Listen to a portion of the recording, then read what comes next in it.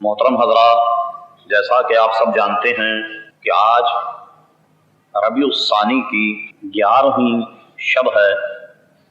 اور ساری دنیا کے مسلمان بالعموم اور بالخصوص اہل سنت و جماعت ہر قریہ، ہر شہر، ہر وطن، ہر ملک میں حضور غوث العظم رضی اللہ تعالی عنہ کی یاد مناتے ہیں۔ حضور غوث العظم رضی اللہ تعالی عنہ اپنے وقت اور اپنے زمانے میں ایک عظیم الشان ولی اللہ تھے، اور ان کی عظمت کا اس سے بڑھ کر کیا نشاں ہوگا کہ حضور غوث العظم رضی اللہ تعالیٰ عنہ کا قدم مبارک تمام اولیاء کی گردنوں پر، جتنے بھی ولی پہلے تھے تذکروں سے پتہ چلتا ہے کہ اپنی اپنی محافل میں، اپنے ملفوظات میں حضور غوث العظم رضی اللہ تعالیٰ عنہ کا انہوں نے ذکر کیا۔ اور ان کے زمانے میں جب انہوں نے ایک خاص کیفیت میں یہ اعلان فرمایا کہ میرا قدم تمام اولیاء کی گردنوں پر، تو عالم کشف میں اور جو اس مجلس میں سامنے بیٹھے تھے ان سبوں نے اپنا سر جھکا لیا، اور بعض اکابر اولیاء نے تو یہ تک کہا کہ ہماری گردنوں پہ نہیں بلکہ ہماری سر اور ہماری آنکھوں پر آپ کا قدم۔ تو جتنے بھی اولیاء گزریں گے، آئندہ جتنے ہوں گے، وہ سب کے سب حضور غوث العظم رضی اللہ تعالی عنہ کا ادب اور حضور غوث العظم رضی اللہ عنہ کا منصب اور حضور غوث العظم رضی اللہ تعالیٰ کا مقام سب جانیں گے، اور کوئی شخص بھی ان کی ولایت اور یہ کہ ان کا قدم ہماری گردن پر نہیں ہے اس کا انکار نہ کر سکے گا۔ اولیاء کرام سے متعلق چند ضروری باتیں، اور پھر اس شب سے برکت حاصل کرنے کی غرض سے حضور غوث العظم رضی اللہ تعالیٰ عنہ کی سیرت کے چند نمونے۔ صوفیاء کرام فرماتے ہیں کہ جب بھی کسی اللہ کے ولی کا عرس ہو، ان کی یاد منائی جائے، تو جن بزرگ کی یاد اور عرس منایا جائے ان بزرگ کی نظر خاص اپنے غلاموں پر ہوتی ہے۔ کیا عجب کہ ہم اور آپ یقیناً گناہ گار ہیں، اور حضور غوث العظم رضی اللہ عنہ کی نظر کرم ہم پر ہو جائے، ہمارا ظاہر بھی سنور جائے، ہمارا باطن بھی سنور جائے، اور اللہ تعالی ہمیں عمل کی توفیق دے دے، انشاءاللہ آخرت بھی سنورنے کا امکان۔ اولیاء کرام سے متعلق ایک اصولی بات ذہن میں رکھیے کہ اللہ تبارک و تعالیٰ کا ولی کون بن سکتا، جسے آج کل کی زبان میں ہم کہیں اللہ کا نیک بندہ یا پیر، اس میں کیا چیزیں ضروری؟ علماء فرماتے ہیں کہ اس میں 4 چیزیں ضروری ہیں۔ ایک تو یہ کہ وہ صحیح العقیدہ، بغیر اس کے کوئی نہ ولی بن سکتا ہے نہ پیر بن سکتا ہے۔ صحیح العقیدہ سنی مسلمان ہو، اس لیے کہ اہل سنت و جماعت کے علاوہ کسی اور فرقے میں ولایت کا تصور ہے ہی نہیں، اور نہ کوئی گزرے۔ جتنے دنیا بھر کے اولیاء، چاہے وہ حضرت خواجہ غریب نواز ہوں، چاہے وہ حضور غوث العظم ہوں، چاہے وہ سرکار سہروردھ ہوں، سرکار نقش بند ہوں، داتا گنبش علی حجویری ہوں، جنید بغدادی ہوں، سری سختی ہوں، غرض کے کوئی ہوں جو اس مقام میں آفتاب و مہتاب بن کر چمکے، ان میں سے کوئی شخص بھی اہل سنت و جماعت کے عقیدے کے خلاف نہ تھا، اور سب کے سب اسی عقیدے میں گزرے۔ اور یہ بات یوں ہی زبانی طور پر محض آپ حضرات کے دل جوئی یا دل رکھنے کے لیے نہیں کہی جا رہی، بلکہ جتنے بزرگان دین گزرے ان سب کے ملفوظات اٹھا کر دیکھیں، ان کے حالات اٹھا کر دیکھیں، ان کی سیرت اور کردار اٹھا کر دیکھیں، تو سب کے سب آپ کو اسی عقیدے کے ملیں گے کہ جس عقیدے میں اہل سنت و جماعت رہتے ہیں یا جو ان کا عقیدہ۔ تو اس شخص کا مسلمان صحیح العقیدہ ہونا ضروری۔ ایک بات۔ دوسری بات یہ کہ صاحب صحیح العقیدہ تو بے شمار لوگ ہیں، ہم جتنے بیٹھے ہیں الحمدللہ سب کے سب صحیح سنی صحیح العقیدہ ہیں، تو کیا ہم سب ولی ہیں؟ نہیں۔ اس کے بعد فرمایا صحیح العقیدہ ہونے کے بعد صاحب تقوی، تقوی اور پرہیزگار، بغیر تقوی کے کوئی شخص بھی اللہ تبارک و تعالیٰ کا دوست نہیں بن سکتا۔ اور تو فرمائیے کہ شریعت پر استقامت اور شریعت ہی پر سرے سے عمل نہ کرے کہ جو اللہ اور اس کے رسول کا راستہ، تو بغیر اس کی عمل کیے ولایت کا تصور محال۔ تو صحیح العقیدہ مسلمان ہونے کے بعد صاحب تقوی۔ اچھا، اب ظاہر ہے کہ ہم میں بہت سارے لوگ صاحب تقوی ہوں گے، کیا یہ سب کے سب ولی بن جائیں گے؟ ایسا نہیں۔ پھر اس میں ایک شرط یہ بھی لگائی گئی کہ صحیح العقیدہ مسلمان ہو، صاحب تقوی ہو اور عالم ہو، یعنی اتنا علم رکھتا ہو۔ یہ ضروری نہیں کہ کوئی وہ بہت بڑے یونیورسٹی اور بہت بڑے مدرسے کا فارغ التحصیل ہو اور اپنے ساتھ ہمیشہ سند حدیث رکھے ہوئے گھومتا ہو، نہیں، بلکہ عالم کی تعریف یہ ہے کہ جتنے معاملات سے اسے واسطہ پڑے، روزہ، نماز، حج، زکوٰۃ وغیرہ، لوگ پوچھیں، دریافت کریں وغیرہ وغیرہ، وہ اپنی تمام ضرورت کتاب و سنت میں بغیر کسی کی مدد کے خود تلاش کر لے۔ یہ بات اور ہے کہ کوئی مسئلہ ایسا پیچیدہ ہے جس میں اپنے سے بڑے عالم سے رجوع کرنا پڑے، تو یہ کوئی ایسی بات نہیں ہے۔ اللہ تبارک و تعالیٰ بھی فرماتا اگر نہیں جانتے تو علم والوں سے پوچھو، اور فرمایا کہ ہر علم والے پر ایک علم والا ہے۔ کوئی پیچیدہ مسئلہ کسی اور سے دریافت کر لینا وہ اس کے منافی نہیں ہوگا، اس لیے کہ کوئی شخص بھی تو یہ نہیں کہہ سکتا کہ وہ سب سے بڑا عالم ہے اور اب اس کو کسی سے پوچھنے کی ضرورت ہی نہیں پڑے گی، ایسا ہرگز نہیں ہے۔ جیسا کہ مثال کے طور پہ عرض کرتا ہوں، حضرت امام غزالی رحمت اللہ علیہ کے شاگرد تھے اور بہت پڑھے لکھے، بڑے زبردست عالم، مگر ہوا یہ کہ کبھی کبھی اپنے علم و فضل پر گھمنڈ کر لیا کرتے۔ کہتے ہیں کہ ایک دفعے کشتی میں سوار تھے اور کشتی ہے کہ سمندر پر جناب جا رہی ہے اپنی آب و تاب کے ساتھ، اور انہیں نہ جانے کیا سوجھا کہ کشتی پر کھڑے ہو کر اور دریا کو مخاطب ہو کر، سمندر کو مخاطب ہو کر کہنے لگے، او بھائی دریا، پتا ہے تجھے کچھ کہ تجھ پر بھی ایک علم کا دریا جا رہا؟ یعنی مطلب یہ تھا کہ اگر تو پانی کا دریا ہے تو تجھ پر بھی ایک علم کا دریا جا رہا۔ یہ بات ظاہر ہے کہ اللہ کو ناگوار ہوتی۔ اسی وقت اس شخص کے گھمنڈ کو ختم کرنے کے لیے اللہ تبارک و تعالی نے سمندر میں ایک حاطف غیبی کو پیدا فرمایا، یعنی کوئی شخص اس کے سامنے آیا اور اس نے بڑا عجیب و غریب ایک مسئلہ پوچھ لیا اور بڑا آسان سا، سمجھے صاحب؟ وہ بڑے پریشان ہو گئے اس مسئلے کو سن کر، کہنے لگے میاں بات سنو، کسی مرد کا کسی عورت کا شوہر اگر جانور بن جائے، جیسا کہ قرآن مجید میں ہے کہ اللہ تبارک و تعالیٰ نے ایک قوم کو بندر بنا دیا، پوری کی پوری بندر بن گئی، مگر یہ بندر اس کی نسل نہیں، بندر جو قوم بنی ان سے دیگر بندر پیدا نہیں ہوئے، بلکہ وہ سب بندر بطور سزا بندر بنے اور اس کے بعد سب کے سب ہلاک ہو گئے،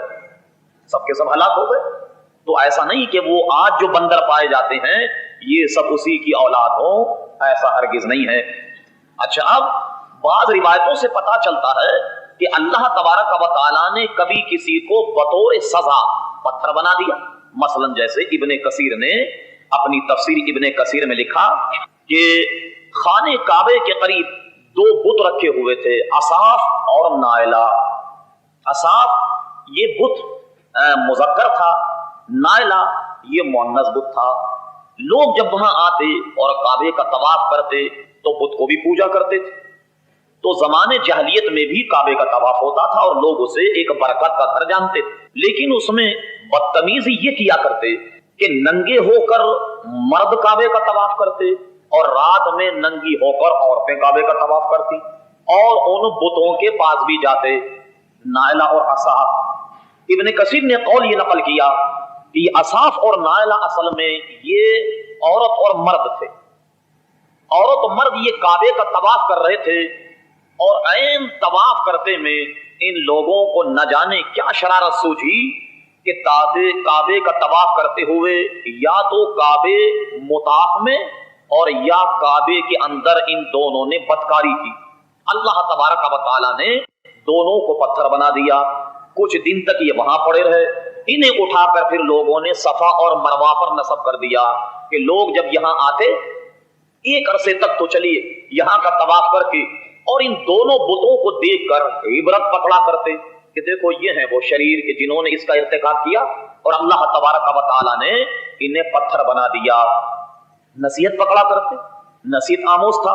لیکن جناب زمانے جہالیت جہاں جہاں گزرتا گیا اب لوگوں نے اسے اللہ کا قرب حاصل کرنے کا ذریعہ بنا لیا. اب ان دو بتوں کے قریب کعبے کا طواف کرتے اور ان کی بھی پوجا پاٹ کرتے. اور یہی وجہ کہ صفا اور مروہ پر چونکہ یہ دونوں بت رکھے ہوئے تھے اس لیے اس زمانے میں صفا اور مروہ پر جانا یا ان بتوں کے قریب جانا یہ معیوب تصور کیا جاتا تھا. لیکن اللہ تبارک و تعالیٰ نے پھر اس کی مذمت فرمائی اور حضرت ہاجرہ کا جو تعلق صفا اور مروہ سے تھا اسے ارشاد فرمایا کہ یہ ساری جہالیت کی رسمیں ہیں کہ لوگ صفا اور مروہ ہی کو کچھ غلط اور سمجھنے لگ گئے. حالانکہ یہ بت تو یہاں رکھے ہوئے ہیں لیکن صفا اور مروہ کی جو حقیقت ہے وہ یہ ہے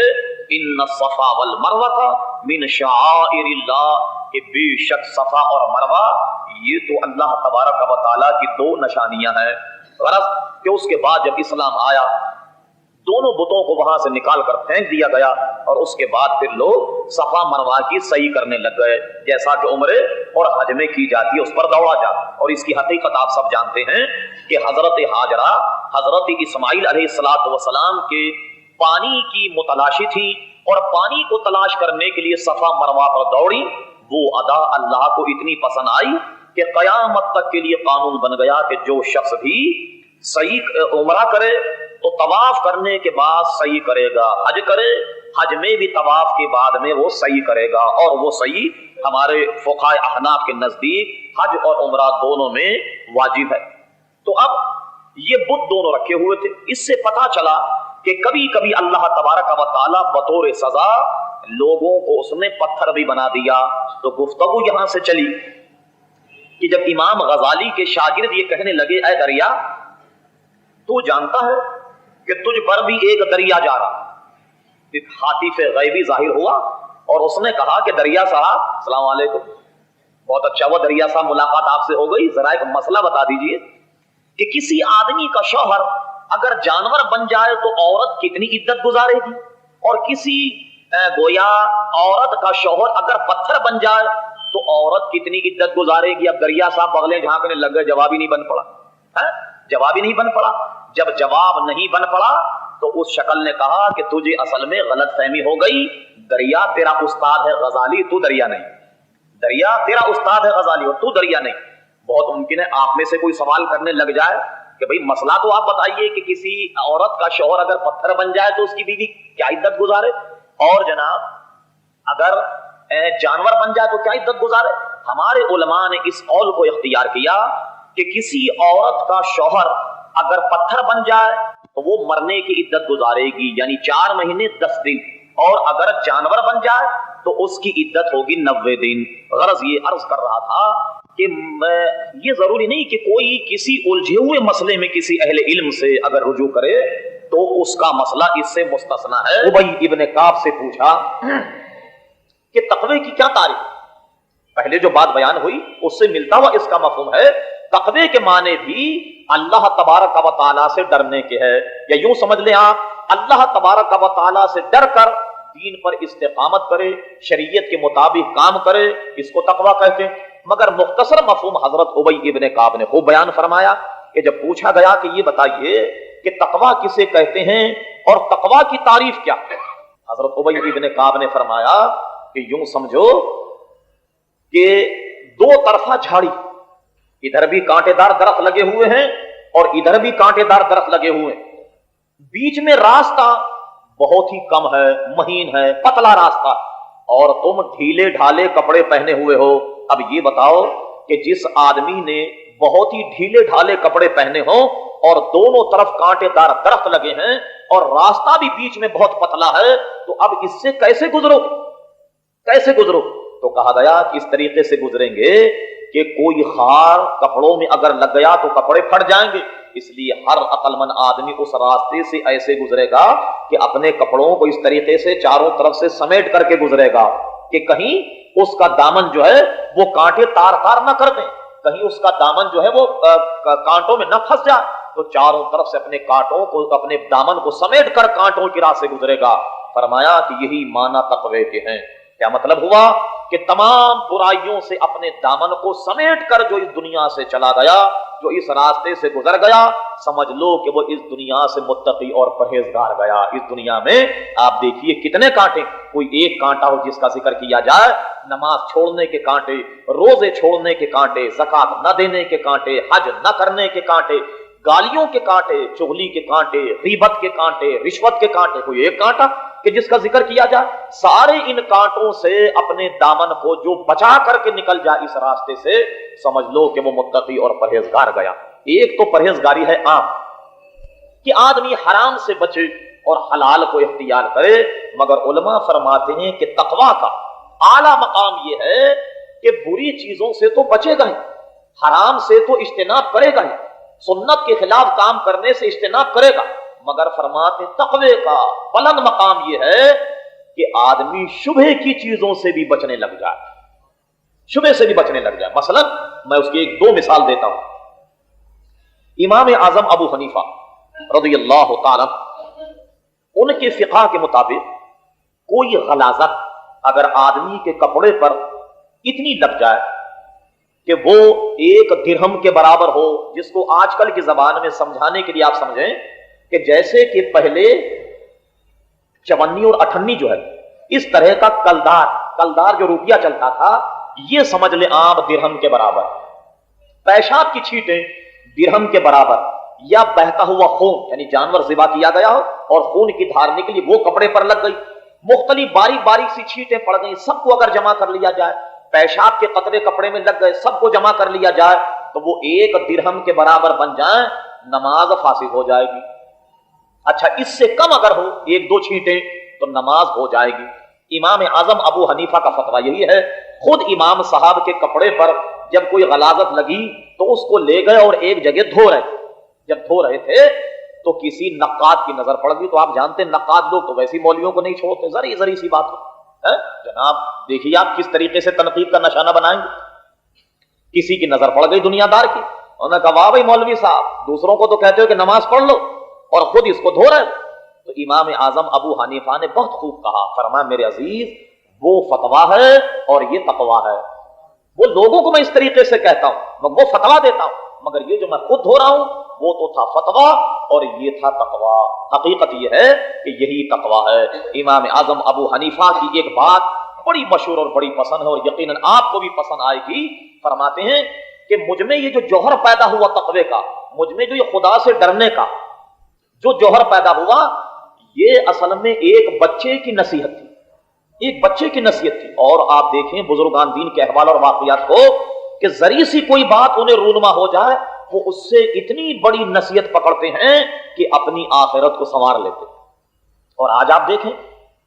جتنے بھی معاملات اور وہ چل رہے ہیں، ذرا سا زلزلہ آ جائے تو پھر تو ہم گھبرا جائیں گے، دوسرے دن ختم ہے، پھر اسی طرح وہی کالے دھندے جو پہلے تھے، وہ ذرا زمین ہلنے لگ گئی تو ہم بھی ہل گئے، جب زمین خاموش ہو گئی تو ہم بھی خاموش ہو گئے، کوئی مسئلہ ہی نہیں۔ لیکن وہاں ذری سی کوئی بات ہو جائے تو وہ اس کا سختی سے نوٹس لیتے تھے اور اپنے اوپر اسے اس طریقے سے عمل کرنے کی کوشش کرتے کہ اپنی عاقبت سنوار لیا کرتے تھے۔ ایک دو مثالیں صرف اس کی ہوا یہ، امام اعظم ابو حنیفہ کہیں تشریف لے جا رہے تھے، بارش کی وجہ سے کہیں کیچڑ ہو گئی، کوئی بچہ امام اعظم ابو حنیفہ کے آگے جا رہا تھا، از راہ ہمدردی اور شفقت امام اعظم ابو حنیفہ نے کہا بچے ذرا دیکھ کر چلنا، بارش کی وجہ سے کیچڑ ہو گئی ہے، کہیں پیر نہ پھسل جائے۔ تو بچے نے گھوم کر دیکھا تو امام اعظم تھے، تو کہنے لگے حضور بات یہ تو میں پھسل بھی گیا، گر بھی گیا، توڑ جاؤں گا، آپ سنبھلے ذرا، کہیں آپ کا پیر پھسل گیا تو ہم سب پھر آپ کے پیچھے، پھر سمجھ لو کہ پوری قوم پھسل جائے۔ اوفو، امام اعظم کے ذہن میں یہ ایسا تیر لگا کہ کہتے ہیں اس بچے کی نصیحت نے مجھے آدمی بنا دیا ہے۔ اسی طریقے سے حضرت جنید بغدادی بڑے پرخلوص آدمی، یعنی جہاں ان میں اور خوبیاں ہیں، خلوص اتنا تھا امام حضرت جنید بغدادی میں کہ اللہ اکبر، ہر شخص ان سے متاثر ہوئے بغیر نہیں رہ سکتا، اتنا خلوص تھا۔ تو لوگوں نے جب ان کے خلوص کو دیکھا تو کسی نے سوال کر دیا، کہنے لگے صاحب یہ تو بتائیے کہ اتنا خلوص آپ کو سکھایا کس نے، یہ تربیت آپ کو کس نے دی، اور کہاں آپ یہ تربیت حاصل کرتے رہے کہ اتنا خلوص سیکھا؟ تو حضرت جنید بغدادی نے بڑے سادے انداز میں کہنے لگے یہ خلوص میں نے ایک حجام سے سیکھا۔ وہ ہنسنے لگا، کہنے لگے تو شاید مذاق کر رہے ہوں گے کہ حجام سے اتنا بڑا امام تصوف کا اور وہ خلوص کو سیکھے؟ انہوں نے کہا ایک حجام سے سیکھا۔ اب بہرحال جب انہوں نے 2-3 مرتبہ کہا تو انہوں نے کہا بھائی ذرا سننا چاہیے کہ حجام سے کیسے خلوص سیکھا؟ تو ایسے جناب ہم لوگ بھی سب حجام کے پاس پہنچ جائیں خلوص سیکھنے کے لیے، اور حجام تو آپ جانتے ہیں آج کل تو حساب یہ ہے کہ آپ کے بال کاٹتے میں اگر جناب جنگ کی بات چھڑ دے گا تو وہیں مورچہ بنا دے گا۔ بڑے باتونی لوگ ہوتے ہیں جناب، آپ دیکھیں گھنٹے بھر اگر آپ بات کریں تو آپ کی جان نہیں چھوڑے۔ تو کہا حجام نے خلوص کیسے سکھا دیا ان کو؟ تو کہنے لگے سنو، ہوا یہ کہ ایک مرتبہ میرے بال بہت بڑھ گئے، میں ایک حجام کے پاس گیا، پیسے نہیں تھے، تو میں نے اس سے کہا بھائی نائی اللہ کے واسطے میرے بال کاٹ دو، اللہ کے واسطے میری حجامت بنا دو، اللہ کے واسطے میرے بال بنا دو۔ تو وہ نائی پہلے بیٹھا ہوا کسی دوسرے کے بال کاٹ رہا، اچھا انہوں کا تشریف لائی، انہیں بٹھایا جناب دوسری کرسی پر، اور اس کو تو چھوڑ دیا جس کے بال بنا رہا، اور حضرت جنید بغدادی کے بال بنانے لگ گیا بڑے قرینے طریقے سے، بہت شاندار، بڑی پیار محبت سے۔ اب وہ چیخ رہا ہے جو پیسے دینے والا، کہا بھائی نائی میں تو پیسے دینے والا ہوں اور یہ تو فی سبیل اللہ کے بال بنا رہا۔ انہوں نے کہا چپ، خاموش۔ اس کو جناب چپ کرا، جب وہ بھی آدھے بال کٹے ہوئے تھے، غریب جائے گا کہاں، بیٹھا ہوا پھنسا ہوا۔ خیر جناب وہ پورے بال جب حضرت جنید بغدادی کے کٹ گئے تو پھر اس نے پوچھا کہ بھائی مسئلہ کیا ہے؟ انہوں نے کہا دیکھ مسئلہ یہ ہے کہ تیرے بال تو میں کاٹ رہا تھا پیسوں کے لیے، اور ان کے بال کاٹ رہا تھا اللہ کے لیے، اللہ کے لیے کاٹ رہا تھا۔ تو تیرے بالوں سے تو آمدنی ہوگی، پیسہ ملے گا، مگر یہ اللہ تبارک و تعالیٰ کے لیے تھے، یہ گویا ثواب کے لیے تھے، لہذا اس کو میں نے ترجیح دی، اور تیرا کام جو پیٹ سے متعلق ہے وہ بعد میں کاٹ دوں گا۔ تو حضرت جنید فرماتے ہیں اس نائی نے مجھے خلوص سکھایا۔ تو آپ غور فرمایا کہ ذری ذری سی بات کا اپنے اوپر اتنا گہرا اثر ان کا ہوتا ہے کہ عزیزان گرامی اللہ والوں کی گویا کایا پلٹ جاتی۔ عرض کر رہا تھا تقویٰ کا بہترین مقام شبہے کی چیزوں سے بھی بچا جائے، جیسا امام اعظم ابو حنیفہ سے متعلق میں نے عرض کیا، اور اس قسم کے واقعات بے شمار اللہ کے نیک بندوں کے ہے کہ وہ جب آئے تو انہوں نے دیکھا کہ کپڑے میں نقص تھا، اور پوچھا نوکر سے کہ بھئی وہ جو نقص تھا جس کپڑے میں، اس کپڑے کا کیا ہوا؟ انہوں نے کہا جی وہ میں نے اچھے داموں میں بیچ دیا اور فروخت کر دیا۔ امام اعظم نے پورے دن کی آمدنی فقیروں پر صدقہ کر دی کہ یہ اس کی قیمت کہیں میرے پیٹ میں نہ چلی جائے، اور اس قسم بے شمار واقعات ملیں گے آپ کو۔ تو تقوی کا اعلیٰ ترین مقام یہ ہے کہ حرام سے بچنا تو ہر مسلمان کا کام کہ وہ حرام اور حلال میں امتیاز کرے، لیکن تقوی کا بلند مقام یہ ہے کہ جس چیز میں شبہ پیدا ہو جائے یہ حرام ہے یا حلال، جائز ہے یا ناجائز، تو شبہ کی بنیاد پر بھی اس سے کنارہ کش ہو جائے، اس سے اجتناب کرے، یہ تقوی کا اعلیٰ مقام ہے۔ تو عرض کر رہا تھا الذین آمنوا وکانوا یتقون۔ اب یہ دیکھو ایمان کے ساتھ صاحب تقویٰ، اور حضرت عبداللہ ابن عباس کا قول بڑا مشہور ہے کہ جب ان سے کسی نے پوچھا کہ یہ بتائیے کہ ولی کی کیا پہچان؟ اب دیکھیے 4 علامتیں تو یہ قرآن مجید فرقان حمید نے بیان فرمائی، اور اس کے سوا بھی ان کی علامتیں ہیں، لیکن حضرت عبداللہ ابن عباس نے فرمایا کہ ولی کی پہچان یہ ہے کہ جس کے چہرے کو دیکھو تو خدا یاد آ جائے، چہرے کو دیکھو تو خدا یاد آ جائے۔ اور دیکھیں گے آپ حقیقت میں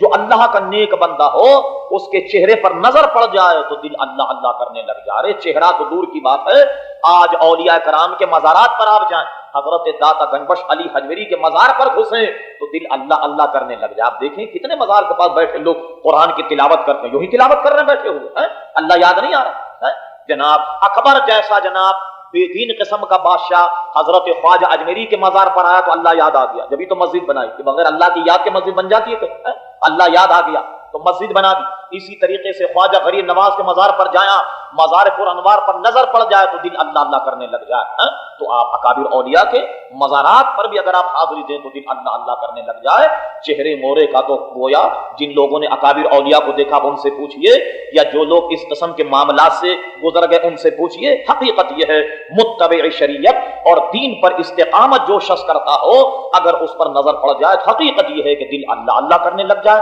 اور واقعی ان نیک بندوں کے دربار میں اللہ تبارک و تعالی یاد آتا ہے۔ اب یہ ساری پہچانوں کے بعد عزیزان گرامی، اب آپ حضور غوث العظم رضی اللہ عنہ کی سیرت میں اگر آپ دیکھیں، ان کے کردار و معاملات میں، تو کہیں بھی آپ خامی نہیں پائیں گے۔ اگر الذین آمنوا سے اگر آپ دیکھیں تو ایمان اتنا مضبوط کہ شیطان جیسا مکر و قید کا مالک حضور غوث العظم رضی اللہ عنہ کو نہیں ورغلا سکا، ورنہ شیطان ہر شخص کے پیچھے لگا ہوا، ان الشیطان للانسان عدو مبین، کہ شیطان تمہارا کھلا ہوا دشمن۔ حضور غوث العظم رضی اللہ عنہ کے پاس آیا، بہجت الاسرار امام شترونی نے لکھا کہ حضرت غوث العظم رضی اللہ عنہ نے دیکھا اچانک ایک نور ظاہر ہوا اور آسمان کی طرف بلند ہو گیا، اور آواز آئی، اے عبد القادر جیلانی، میں تیرا خدا ہوں اور میں نے تیرے لیے ساری نمازیں معاف کر دی، گویا اب تجھ کو نماز پڑھنے کی ضرورت نہیں، اب تو ایسے مقام پر پہنچ گیا کہ اب تجھ کو نماز کی ضرورت نہیں ہے۔ یہ شیطان کا مکر و قید ہے۔ آج بھی بہت سارے لوگ جو گویا از خود ولی بنے ہوئے ہیں، نماز نہیں پڑھتے، ان سے پوچھا جائے تو انہوں نے کہا صاحب بات یہ ہے کہ نماز ہے سیڑھی۔ مثلا اب دیکھیے ترجمہ کیسے کیا، دیکھیے حضور فرماتے الصلاۃ معراج المؤمنین، نماز جو ہے یہ مسلمانوں کی معراج ہے، ٹھیک ہے صاحب۔ اور دیکھیے معراج کے اصل میں اور بھی ترجمے ہیں، تو معراج کے ایک معنی سیڑھی کے بھی، ایک معنی سیڑھی کے، کہ حضور علیہ السلام معراج پر گئے تو ایک روایت یہ ہے کہ آسمان کے اور زمین کے درمیان ایک سیڑھی لگائی گئی اور حضور علیہ السلام اس پر چڑھ گئے وغیرہ وغیرہ۔ تو معراج کے اور معنی بلندی اور وغیرہ وغیرہ تو ہے، ایک معنی سیڑھی کے بھی۔ تو انہوں کا سب بات یہ ہے کہ جو سیڑھی سے چڑھ جائے اوپر، جو اللہ کا نیک بندہ بن جائے، جسے اللہ تعالیٰ مل جائے، اب اس کو سیڑھی کی کیا ضرورت ہے؟ انہوں نے کہا اب سیڑھی ختم۔ چلیے صاحب، روزہ، نماز، حج، زکات، یہ تو ہیں سیڑھی اللہ تعالیٰ کے پاس پہنچنے کی، اور جو پہنچ گیا ہو تو اس کو سیڑھی کی کیا ضرورت؟ اس کا جواب حضرت امام زین العابدین نے اپنے زمانے بہت خوب دیا۔ امام زین العابدین کے پاس جب ایک شخص کا ذکر آیا، ایک شخص جو ہے وہ نماز نہیں پڑھتا اور کہتا ہے کہ یہ دینداری اور نماز روزہ یہ تو سیڑھی، اور جو پہنچ جائے اس کو سیڑھی کی کیا ضرورت ہے؟ امام زین العابدین نے فرمایا اس نے بالکل ٹھیک کہا، وہ پہنچ گیا، مگر کہاں پہنچا؟ سیدھا جہنم میں، بالکل سیڑھی سے اپنے ٹھکانے پہنچ گیا۔ اب وہ سیدھا جہنم میں پہنچ گیا، پہنچنے میں تو کوئی شک نہیں، مگر پہنچا کہاں؟ سیدھا جہنم میں۔ اب اس کو واقعی سیڑھی کی ضرورت نہیں ہے۔ یہ ایسے مکر و قید سے جو حقیقتاً شیطان کے ہیں، ان سے بچا جائے، اور بڑی مشکل سے آدمی اس سے بچتا ہے۔ اور حضور غوث العظم سے کہتا ہے کہ میں نے تمہارے لیے ساری نمازیں معاف کر دی۔ مان حضور غوث العظم رضی اللہ عنہ، ظاہر ہے کہ اللہ تبارک و تعالیٰ کا جس پر فضل ہو وہ بچ جاتا شیطان کے مکر و قید سے۔ میں نے دیکھا جناب نبی کریم صلی اللہ علیہ وسلم خود جنتی، ان کی زبان کسی کے متعلق ہل جائے تو وہ جنتی، ان کی نگاہوں کا اشارہ ہو جائے تو وہ جنتی، ان کی زبان اگر جناب اٹھ جائے تو وہ جنتی، جس کی طرف اشارہ کرتے حضور علیہ السلام وہ جنتی۔ تو حضور نے تو کبھی یہ نہیں فرمایا کہ اللہ تعالیٰ نے نماز معاف کر دی،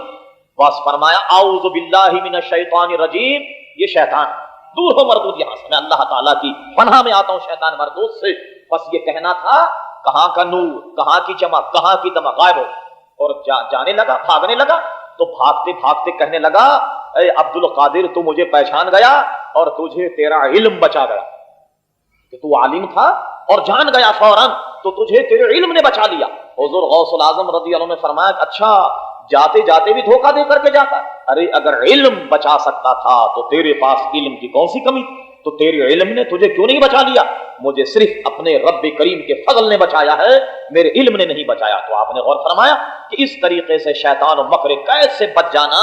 یہ اسی کا کام ہے کہ جو دین پر ثابت قدم ہو۔ اب اس سے اندازہ لگائیے کہ ایمان کا عالم کیا تھا، اور اس کے ساتھ ہی ساتھ تقویٰ۔ پوری جماعت جو آپ کے ساتھ تھی، کبھی کسی نے نہیں دیکھا کہ حضور غوث العظم رضی اللہ عنہ نے نمازیں چھوڑ دی ہوں، روزے ترک کر دیوں، کہہ دیا گیا کہ یہ ہم دل ہی میں کر لیا کرتے، نہیں، شریعت پر اس قدر استقامت تھی کہ لوگ ان کو دیکھ کر دیندار بن جایا کرتے تھے، لوگ ان کو دیکھ کر دین کی چاشنی سے بہرور ہوا کرتے تھے۔ اور حضور غوث العظم رضی اللہ تعالیٰ عنہ چونکہ خود بھی عمل کرتے تھے، اس لیے ان کے قول میں اتنا اثر تھا کہ جب وعظ اور تقریر فرمایا کرتے، طریقہ یہ تھا کہ ایک قاری کھڑے ہو کر تلاوت کرے کوئی آیت، اور اس کا ترجمہ اور پھر اس کی تفسیر حضور غوث العظم رضی اللہ تعالیٰ عنہ بیان کیا کرتے تھے، اور ایک ایک تقریر میں 50,000 60,000 70,000 کا مجمع ہوتا۔ اور یہ حضور غوث العظم رضی اللہ عنہ کا کمال تھا کہ آپ جب تقریر فرماتے تو آج کل اگر 200-400 آدمی بیٹھے ہو مقرر کے سامنے تو اس کی آواز نہیں پہنچ پاتی جب تک یہ مکروفون کو استعمال نہ کیا جائے، اس وقت تک آواز نہیں پہنچتی۔ لیکن حضور غوث العظم رضی اللہ تعالی عنہ کا معاملہ یہ تھا کہ پیچھے بیٹھنے والا آدمی بھی آپ کی آواز کو اسی طرح سن لیتا جیسا آگے بیٹھنے والا سنتا، اور سب سن لیا کرتے۔ اور یہ آپ کے تقوی ہی کا معاملہ تھا کہ لوگوں کے دلوں پر اتنا گہرا اثر پڑتا، اتنا گہرا اثر پڑتا کہ بالخصوص جب وہ قبر کا ذکر چھیڑ دیتے، حشر کا ذکر چھیڑ دیتے، محشر کی باتوں کا جب وہ تذکرہ کرتے تو اتنا گہرا اثر ہوتا کہ لوگ بے قابو ہو جاتے اور خوف خدا سے چیخیں نکل جاتی، اور محفل واعظ ختم ہونے کے بعد پتہ چلتا کہ کئی جنازے حضور غوث العظم کے محفل واعظ سے اٹھ گئے۔ اتنا گہرا اثر لوگوں کے قلوب پر حضور غوث العظم رضی اللہ عنہ کے واعظ اور تقریر کا ہوتا، اور شاید اتنے شوق اتنا لوگوں کو سننے کا کہ صرف یہی نہیں کہ 70,000 یا 50,000 کا مجمع ہوتا، بلکہ بعض روایتوں میں ہے 500 کاتب آپ کی محفل میں بیٹھتا کہ حضور غوث العظم کی زبان سے کوئی کلمہ نکلے فوراً اسے لکھ لیا جائے۔ اور یہی وجہ ہے، علماء نے بھی فرمایا، جنہوں نے تبصرہ کیا انہوں نے بھی، اور بات بھی بالکل واضح ہے کہ جتنے واقعات اور جتنے ملفوظات، جتنی تقریریں، جتنا واقع حضور غوث العظم کے محفوظ ہیں، جتنی زندگی حضور غوث العظم کی کتابوں میں محفوظ ہے، اتنی حفاظت کسی اور ولی کی زندگی اور اس کی کرامتوں کی آپ نہیں دیکھیں گے۔ اس کی وجہ صرف یہ ہے کہ ایک محفل میں جب 500 کاتب بیٹھا ہوگا تو بتائیے کوئی لمحہ ضائع ہو سکتا؟ آپ اگر ان کے خطبات کو دیکھیں، آپ حضور غوث العظم کی تقریر کو دیکھیں، صرف تقریر نہیں بلکہ اس طریقے سے محفوظ ہے۔ جمادی الثانی کی 21 تاریخ ظہر کی نماز کے بعد حضرت شیخ نے یہ خطبہ دیا، 22 تاریخ کو عصر کی نماز کے بعد حضرت شیخ نے یہ ارشاد فرمایا۔ اس طریقے سے دن اور تاریخ وار آپ کے کلمات اور آپ کے ملفوظات عزیزان گرامی محفوظ چلے آئے، اور حضور غوث العظم رضی اللہ تعالی عنہ یہی نہیں کہ صرف تقوی اور اسی میں، بلکہ اپنے زمانے کے جید عالم اور جید علماء میں ان کا شمار ہوتا تھا۔ بڑے بڑے اکابر اور بڑے بڑے اساتذہ سے تحصیل علم فرمائی، اور اس کے ساتھ ہی ساتھ یہ نہیں کہ صرف مرید آ گئے جناب بس جناب وہ مرید ہوئے چل دیے اور ان کو بعض و نصیحت کر دی، نہیں، بلکہ ایک بہت بڑا مدرسہ بغداد کا جس کے خود محتمم تھے اور خود پڑھایا کرتے تھے، مدرسے میں پڑھایا کرتے، علم و فضل کو اس طریقے سے بکھیرا، لوگوں تک پہنچایا، اور اپنا سلسلہ دیگر دوسرے معاملات اپنے طور پر جاری تھے، اور ظاہری طور پر شریعت و علم و فضل کے بھی محافظ تھے۔ ان کے وقت میں ان جیسا مقرر کوئی نہیں تھا، ان جیسا واعظ کرنے والا کوئی نہیں تھا، ان جیسا عالم کوئی نہیں تھا، ان جیسا محدث نہیں، ان جیسا مفسر نہیں تھا، ان جیسا مفتی نہیں تھا۔ دنیا کے کسی شعبے میں، کسی کونے میں کوئی مسئلہ حل نہ ہو، وہ شخص حضور غوث العظم کے پاس آتا اور آپ ایسے مسائل جو نہایت پیچیدہ ہوا کرتے تھے آنن فانن میں حل کر دیا کرتے تھے۔ اور یہ اللہ تبارک و تعالیٰ کا کرم ہے کہ وہ ہر وقت اور ہر صدی، ہر شہر، ہر قریے میں ایسے نیک لوگوں کو پیدا کرتا رہا کہ جو ہمیشہ دین کے محافظ رہے۔ اور اس امت پر اللہ کا سب سے بڑا کرم یہ ہے کہ کبھی بھی اس امت کی باغ ڈور جاہلوں کے ہاتھ میں نہیں رہی، علم والوں کے ہاتھ میں رہی، آج بھی، کل بھی اور آئندہ بھی انشاءاللہ۔ اور جس وقت یہ سلسلہ ختم ہوگا تو آپ پھر سمجھ لیجئے گا کہ وہ دن یہ دنیا کا آخری دن ہوگا کہ جس میں اللہ کے نیک بندے اور ایسے صلحاء اس دنیا سے اٹھا لیے جائیں۔ غرض یہ کہ وہ ہر میدان، ہر معاملے میں شاہ سوار، اور تصوف میں ان کا مقام اتنا بلند کہ فرماتے ہیں اللہ تبارک و تعالیٰ کے ایمان اور اس کے ارشاد اور اس کے القاء کے تحت کہ میرا قدم تمام اولیاء کی گردن پر، جو وہاں بیٹھے تھے انہوں نے عملاً اپنی گردن بڑھا کر حضور غوث العظم کے قدم کو اٹھا کر اپنی گردن پر رکھا، اور کسی نے سر پر رکھا، کسی نے آنکھوں سے لگا کر کہا حضور آپ کا قدم ہماری گردنوں پر، ہمارے سروں پر، ہماری آنکھوں پر ہے۔ تو اس طریقے سے جو سامنے بیٹھے تھے انہوں نے تو یہ کیا، اور جو دوسرے دور دراز مقام پر تھے جب یہ کلمہ ان کے کانوں میں گونجا حضور غوث العظم کا، ہر ولی نے اپنی گردن جھکا لی اور کہا کہ آپ کا قدم ہم قبول کرتے ہیں، ہماری گردن پر ہے، ہمارے آنکھوں پر ہے، ہمارے سر پر ہے۔ آپ کی مقام کی بلندی کا اس سے اندازہ لگائیے۔ بارہا یہ کہا جا چکا، اور اس وقت بھی حصول برکت کے لیے کہہ دیا جائے تو کوئی گویا غلط نہیں۔ حضور غوث العظم رضی اللہ عنہ خود ملاحظہ فرماتے ہیں کہ ساری دنیا کعبے کا طواف کرتی ہے اور کعبہ حضور غوث العظم رضی اللہ عنہ کے حجر اقدس کا طواف کرتا ہے۔ فرماتے ہیں کہ ایک وقت ایسا آیا اور ایک وقت وہ تھا کہ حضور غوث العظم فرماتے جب ہم طالب علمی کا دور تھا جنگل کی طرف میں نکل گیا، بھوک کے مارے برا حال کہ کوئی درختوں کے پتے مل جائیں اسے کھا لیا جائے، کوئی مباح اور حلال چیز جنگل میں مل جائے کہ اسے کھا لیا جائے، ایک دو نہیں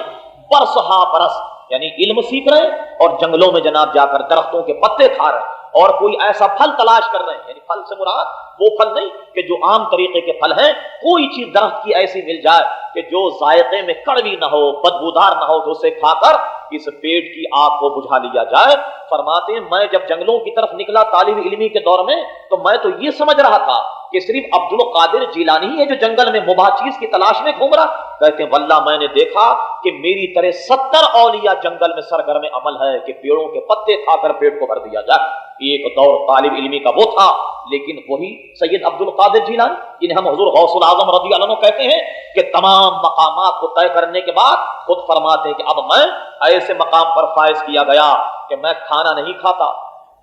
پانی نہیں پیتا، اور رب کریم مجھ سے ارشاد فرماتا ہے عبد القادر جیلانی تجھے میری قسم ہے کھا تو میں کھاتا، اور رب کریم فرماتا عبد القادر جیلانی تجھے میری قسم ہے پی تو میں پیا کرتا تھا۔ اس سارے معاملات کو اعلی حضرت امام اہل سنت یوں بیان فرماتے ہیں کہ سارے اقطاب جہاں کرتے ہیں کعبے کا طواف، کعبہ کرتا ہے طواف درے والا تیرا، سارے دنیا کے قطب اور غوث تو کعبے کا طواف کرے، اور ہم نے دیکھا کہ کعبہ حضور غوث العظم کے در اقدس کا طواف کرتا۔ کہتے ہیں اور پروانے جو ہیں ہوتے ہیں کعبے پہ نثار۔ جب آپ کعبے تشریف لے جائیں، اللہ تعالیٰ ہم سب کو یہ توفیق دے، اور اس کے بعد حضور علیہ السلام کے سنہری جالیوں کے سامنے بھی ہم سب کو درود و سلام پڑھنے کی توفیق عطا فرمائے۔ جب آپ کعبے کو دیکھ اور کعبے کے ارد گرد جب نظر دوڑائیں تو آپ دیکھیں گے کہ لوگ کعبے کے گرد ایسا پروانہ وار گھومتے ہوں گے، ایسا پروانہ وار کہ ایسا لگے گا جیسا کہ یہ کعبہ شمع ہے اور اس کے پروانے یہ ہیں، یہ آدمی اس کے پروانے غوث قطب ابدال سب کو آپ دیکھیں کعبے کے اس طریقے سے گھومتے ہوں گے۔ لیکن اعلیٰ حضرت امام اہل سنت فرماتے ہیں کہ حضور غوث العظم کا حال کیا ہے؟ فرماتے اور پروانے جو ہیں ہوتے ہیں کعبے پہ نثار، مگر میرے آقا شمع ایک تو ہے کہ پروانہ ہے کعبہ تیرا۔ ہمیں تو ایسا لگا کہ حضور غوث العظم شمع ہے اور ان کے گرد کعبہ اس طریقے سے گھوم رہا ہے کہ گویا کعبہ ان کا پروانہ ہے۔ یہ بلندی حضور غوث العظم کو عطا ہوئی، اور امام اہل سنت کہتے ہیں قسم دے دے کے کھلاتا ہے پلاتا ہے تجھے پیارا اللہ تیرا، چاہنے والا تیرا کیوں نہ ہو، کہ فرماتے تو ہے وہ غوث کے ہر غوث ہے شہدا تیرا۔ اے عبد القادر جیلانی رضی اللہ عنہ آپ ایسے غوث ہیں کہ دنیا کا ہر غوث آپ کا شہدا ہے، تو ہے وہ غیث کہ ہر غیث ہے پیاسا تیرا۔ کہتے ہیں میرے آقا تو ایسا سمندر ہے کہ دنیا بھر کے سمندر تیرے پیاسے، تو ہے وہ غیث کہ ہر غیث ہے پیاسا تیرا۔ ارے سر بھلا کیا کوئی جانے کہ ہے کیسا تیرا، اولیاء ملتے ہیں آنکھیں وہ ہے تلوا تیرا۔ کہتے ہیں آپ کا پیر ایسا کہ اولیاء اس سے اپنی آنکھیں ملے تو سر کی بلندی کو کون اندازہ لگا۔ وما علینا الا البلاغ۔